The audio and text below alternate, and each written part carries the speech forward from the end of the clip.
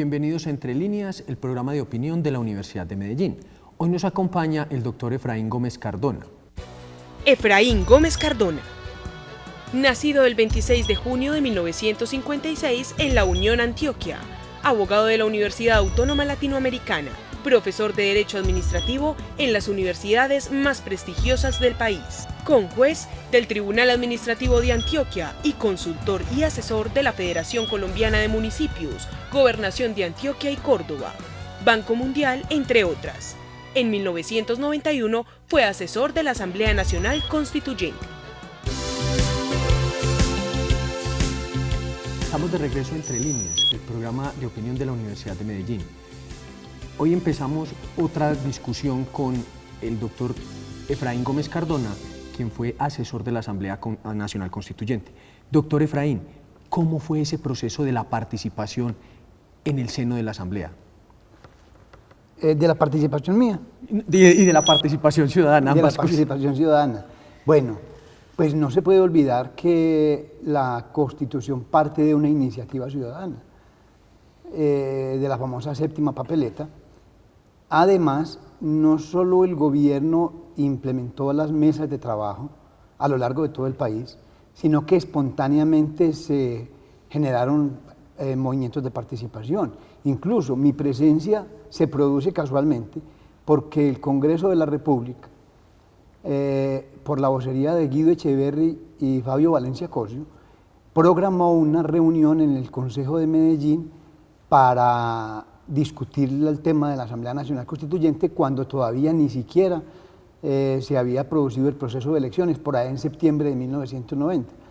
Casualmente estaba yo en la oficina del rector de la Universidad de Medellín, doctor Jaime Tobón, y el doctor Tobón me dijo: ve, va a haber un acto en el Consejo de Medellín, ¿quieres ir a representar a la universidad?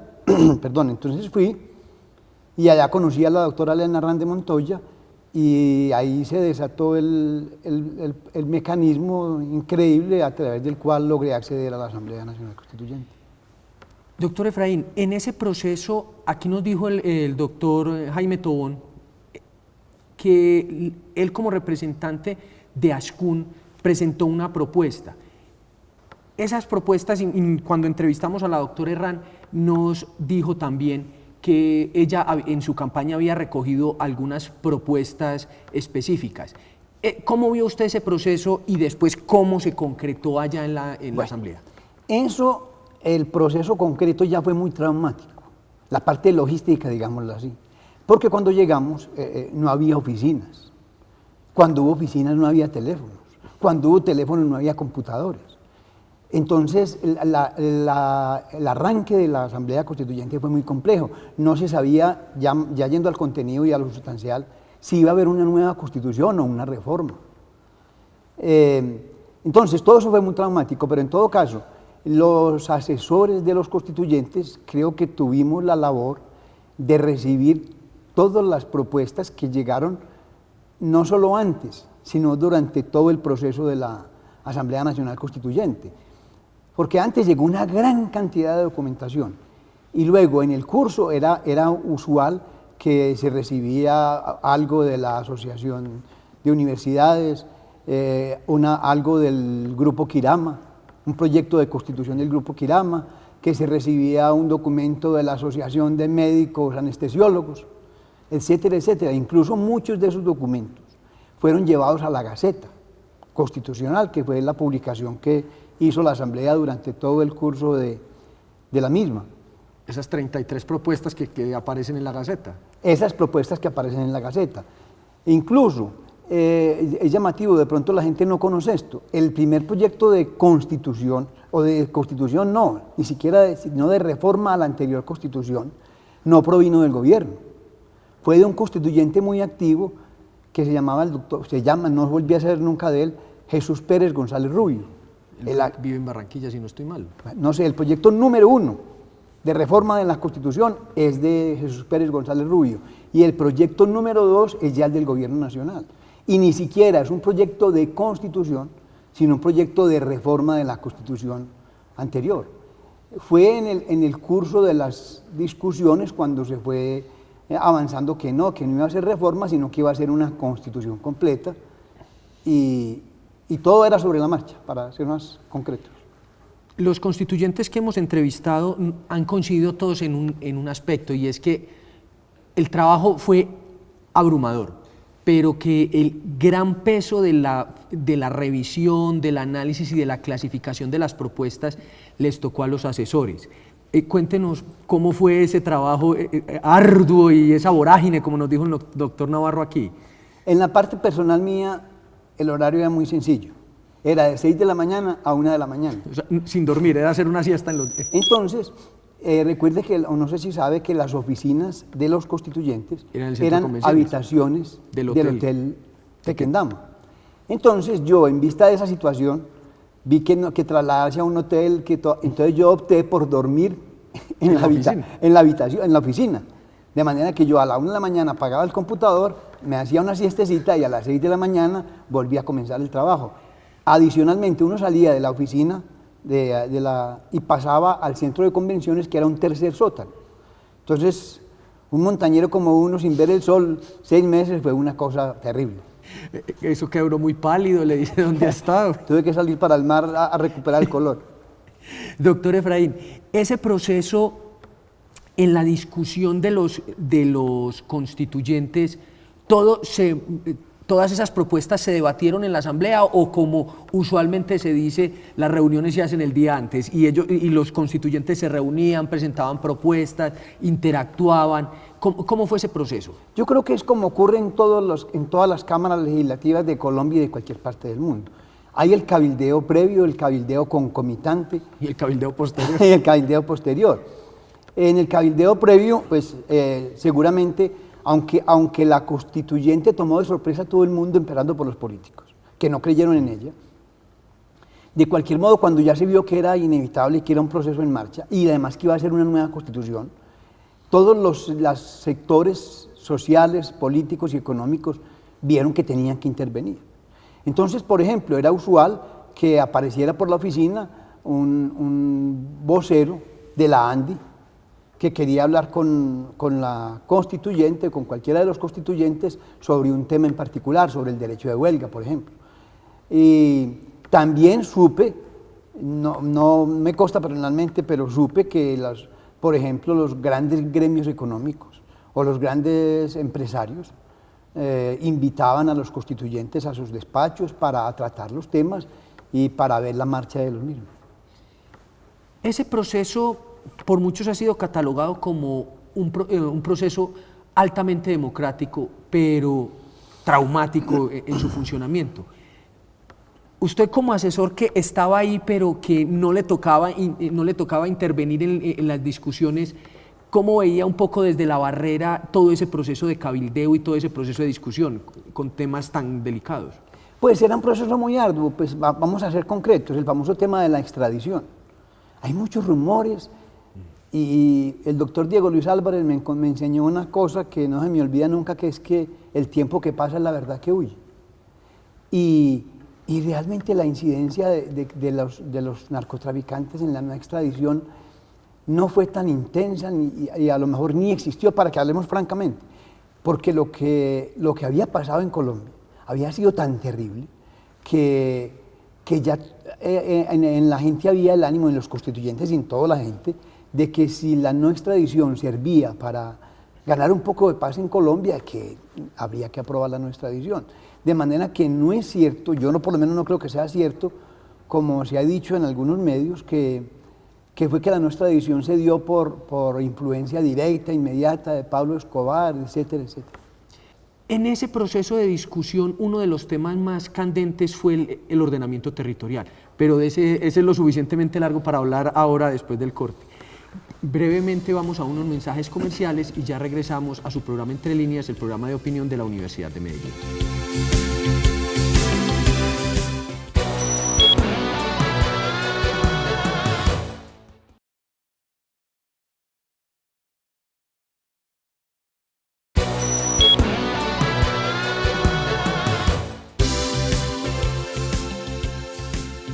Estamos de regreso a Entre Líneas, el programa de opinión de la Universidad de Medellín, y continuamos esta amena charla con el doctor Efraín Gómez Cardona.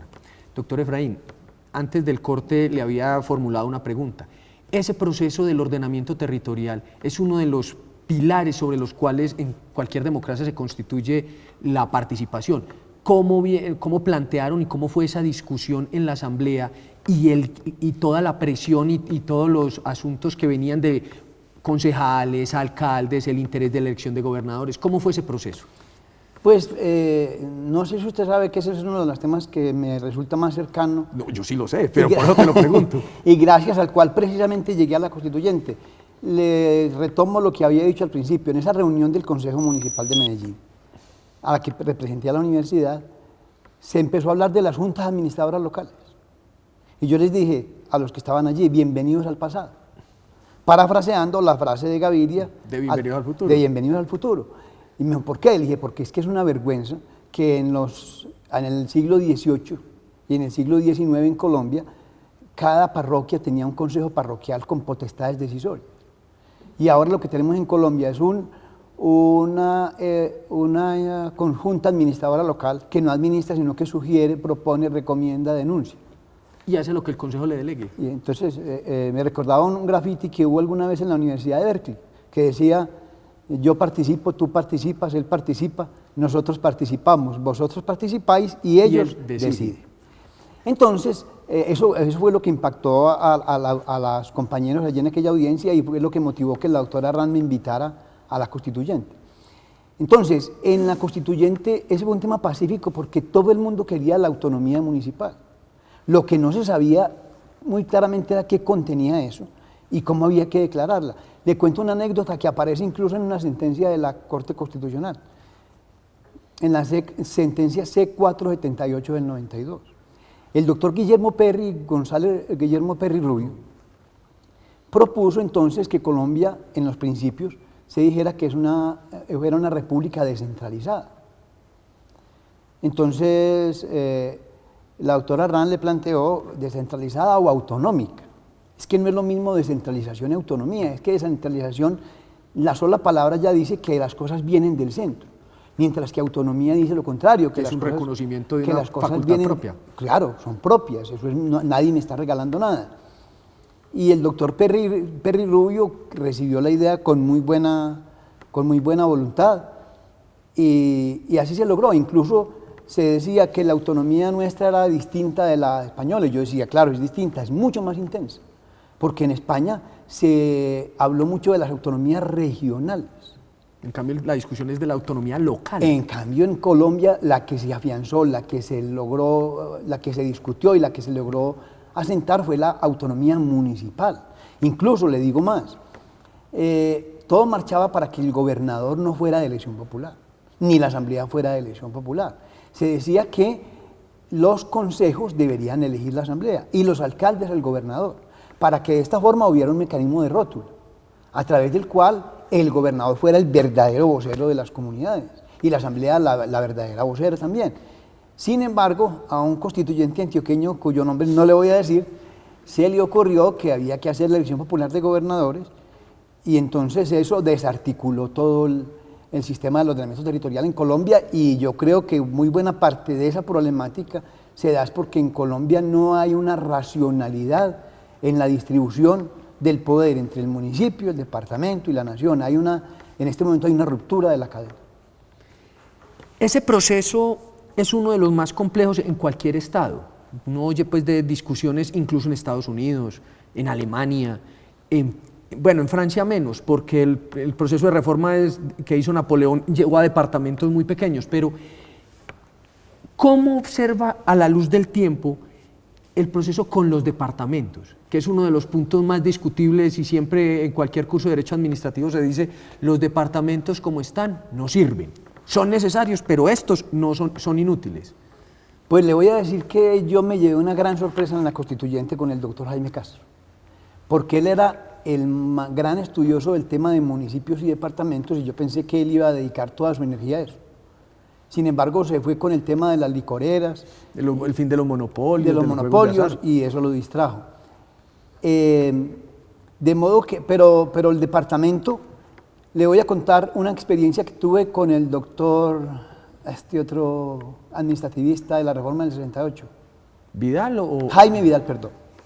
Después de la constituyente yo me quedé pasmado con lo del departamento, porque realmente el departamento se defendió mucho frente a la región, pero no frente al municipio. Recién comenzada la asamblea, el doctor Juan Fernández Renovinsky, constituyente, propuso suprímanse los departamentos, porque era un convencido de la región, junto con Orlando Falsborda y toda esa cosa de la costa caribe. Y en ese momento entonces los gobernadores reaccionaron y dijeron, pero vamos a volver a torear ese tema que dio tanto motivo de guerras en el siglo XIX. Los viejos estados Ya grandes. está calmado, no toreemos ese tema, dejémoslo tranquilo. Entonces las hostilidades se dieron entre región y departamento, no entre departamento y municipio, ni entre región y municipio. Y finalmente se llegó a la fórmula esa de transición o de transacción, que era que la región se dejaba como posible y se mantenía el departamento. Pero Orlando Falsborda incluso era un convencido de que el departamento se acababa unos años después de la constitución, de la constituyente. Muy bien, en el año 92 o 93 asistí en la Universidad Externado a una conferencia de Vidal Perdomo, y Vidal dijo, vea, les voy a decir una cosa, a mí me han invitado muchas veces al entierro del departamento. Yo he ido de luto y estoy en el velorio. Y cuando salgo del velorio, al primero que me encuentro en la puerta es al departamento, que me dice, ¿para dónde es que vamos, doctor Vidal? Entonces dice Vidal, es que también los organismos sociales y políticos tienen instinto de supervivencia. Puede que los departamentos en Colombia sean totalmente artificiales desde el punto de vista de que no son homogéneos, como decir Antioquia, por ejemplo. Y eso que Antioquia tiene 3 regiones completamente distintas, que es Urabá y el Bajo Cauca, y Magdalena Medio. Entonces decía, puede que no sean homogéneos, pero en todo caso la legitimidad se puede ganar ex ante o ex post. Los departamentos ya llevan 100 años tranquilitos, y ya los de Caldas, así vivan uno en La Dorada y otro en Manizales, tienen una identidad departamental, por lo tanto, no vale la pena sacudir el tema de los departamentos, y lo que hay que tratar es de repartir las competencias de una manera racional. Me pareció muy sensata la posición de Vidal. Vamos ahora a otro corte, pero antes enuncio el próximo tema, doctor Gómez. Todo este proceso que se planteó pretendía fortalecer la participación democrática y la participación ciudadana. Ese es un tema grueso y ese lo vamos a hablar ahora después del corte. Vamos a unos breves mensajes institucionales y regresamos a Entre Líneas, el programa de opinión de la Universidad de Medellín.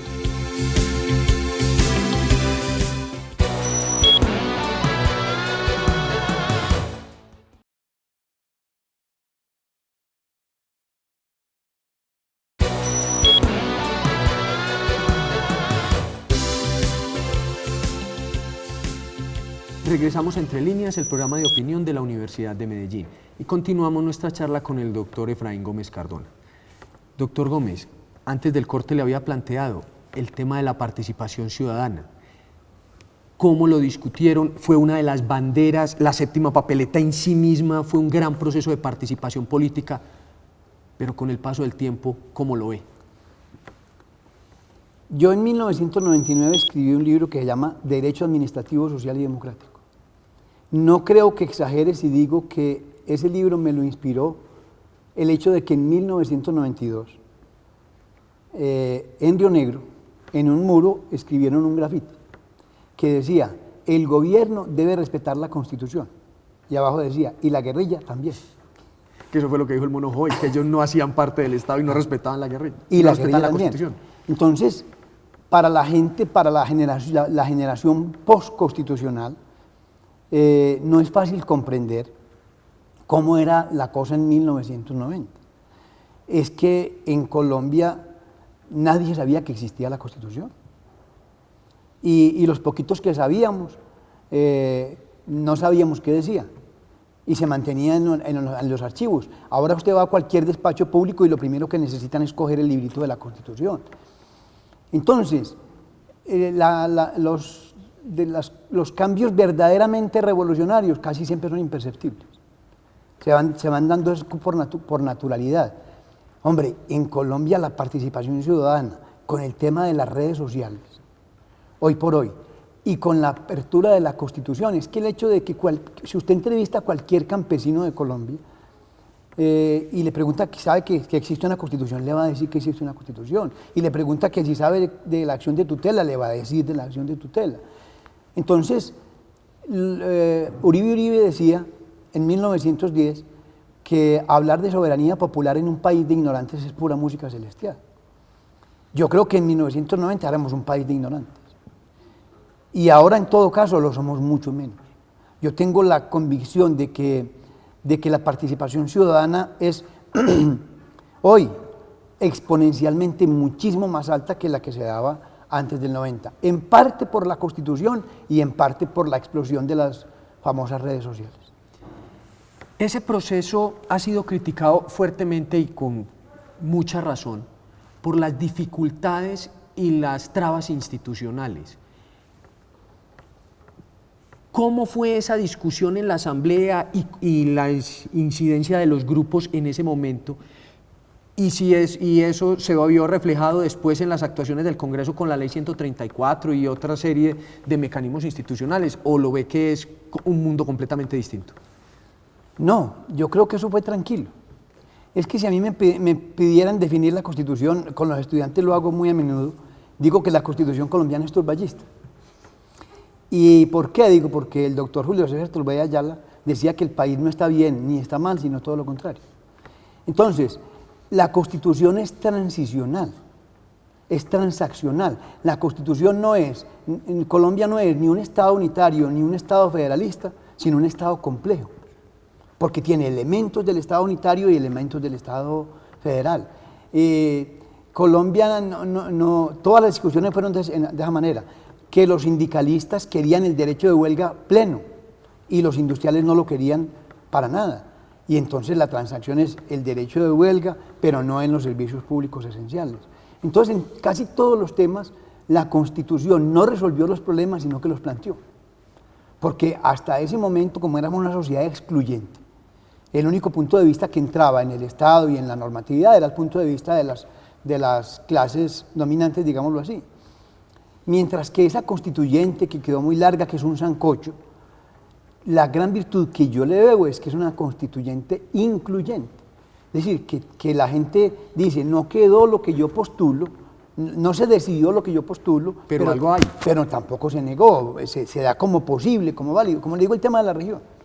El tema de la región en este momento está muy álgido, no sé si el doctor Verano de la Rosa le habló de ello. No, la discusión de la región Caribe y la autonomía. Porque la región Caribe votó el famoso voto Caribe como una especie de séptima papeleta y el presidente Santos parece que les prometió que iba a haber una región muy sólida y cuando fuimos, porque yo tuve la posibilidad de participar en la redacción de la Ley Orgánica de Ordenamiento Territorial, cuando fuimos a la redacción el gobierno dijo que no podía dar lugar a la región como entidad territorial, que no había posibilidades. Porque toda la discusión es desde el punto de vista económico. Porque la discusión es económica. El ministro de Hacienda ni el director de Planeación van a soltar el poder. No, le digo, exactamente así fue. Hacienda dijo que no podía haber una entidad territorial región, porque entonces quería decir que podía crear impuestos y que podía participar en las rentas nacionales. Porque las entidades territoriales tienen el derecho a participar en las rentas nacionales. Claro, la definición de entonces, por eso fue que en la ley orgánica no prosperó la región y eso generó un gran malestar y, en mi opinión, con toda razón, en la región Caribe. Que es una falsa expectativa. Una falsa expectativa. Bueno, ahí intentaron revivir otro elemento que se había suprimido desde el año 45, que era la provincia. En Antioquia no se habla de provincia, pero sí se habla de subregiones. En Santander el sentimiento es muy fuerte, el concepto provincial, que era la división territorial colonial, es muy fuerte. ¿Usted le ve posibilidades de revivir a las provincias como órganos intermedios, pero con el riesgo también de convertirse en estamentos burocráticos, en mayores niveles de freno a la gestión administrativa? Esa era la gran idea de Orlando Falsborda. Orlando decía, esto debe ser municipio, provincia, región, no departamento. Y decía lo que usted acaba de mencionar, decía, en Colombia en muchas partes no existen las provincias con ese nombre, pero de hecho sí que existen. Unos factores de unidad. Subregión, no sé qué, y decía, y en muchas otras partes hay un gran sentimiento provincial. En Santander, en Cundinamarca se llaman provincias. La provincia de García de Rovira. La provincia del Sumapá, de Tundama, entre otros. Correcto, entonces esa idea de la provincia iba corriendo hacia allá. ¿Por qué no creo yo que la provincia tenga prácticamente ningún futuro? Porque no se dejó como un proceso de construcción democrática de abajo para arriba, como debería ser. Es decir, en mi criterio, para que exista una provincia, bastaría, como ocurre para una región de planificación, que los municipios se reúnan y quieran constituirse en provincia. Sino que la constituyente, por un rezago de centralismo y de autoritarismo, determinó que fuera la asamblea la que crea la provincia. Entonces eso le resta toda la dinámica y le resta la legitimidad y la vuelve un proceso distinto, porque no es un proceso de construcción democrática, sino de construcción autocrática vertical o centralista, vertical. Bueno, ese es otro tema demasiado importante y creo que vamos a necesitar otro programa para hacerlo. Agradecemos al doctor Efraín Gómez por su participación y los invitamos nuevamente a otro de sus programas Entre Líneas, el programa de opinión de la Universidad de Medellín. Muchas gracias.